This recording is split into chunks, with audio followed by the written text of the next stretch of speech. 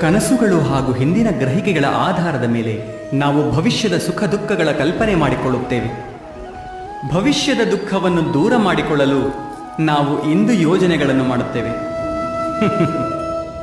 ಆದರೆ ನೆನ್ನೆಯ ಸಂಕಟವನ್ನು ಇಂದು ನಿರ್ಮೂಲನೆ ಮಾಡುವುದರಿಂದ ನಮಗೆ ಲಾಭವಾಗುವುದೋ ಅಥವಾ ನಷ್ಟವಾಗುವುದೋ ಇದನ್ನು ನಾವು ಪ್ರಶ್ನೆಯೇ ಮಾಡುವುದಿಲ್ಲ. ಸತ್ಯವೇನೆಂದರೆ ಸಂಕಟ ಹಾಗೂ ಅದರ ನಿವಾರಣೆ ಜೊತೆ ಜೊತೆಗೇ ಹುಟ್ಟುತ್ತವೆ, ಮನುಷ್ಯರಲ್ಲೂ ಹಾಗೂ ಸೃಷ್ಟಿಯಲ್ಲೂ. ನಿಜವಲ್ಲವೇ? ನೀವು ನಿಮ್ಮ ಭೂತಕಾಲವನ್ನೊಮ್ಮೆ ನೆನಪಿಸಿಕೊಳ್ಳಿ, ಇತಿಹಾಸವನ್ನೊಮ್ಮೆ ನೋಡಿ. ನಿಮಗೆ ತಕ್ಷಣ ತಿಳಿಯುತ್ತದೆ, ಯಾವಾಗ ಸಂಕಟ ಬರುತ್ತದೋ ಆವಾಗ ಅದನ್ನು ನಿವಾರಿಸುವ ಶಕ್ತಿಯೂ ಹುಟ್ಟಿಕೊಳ್ಳುತ್ತದೆ. ಇದೇ ಜಗ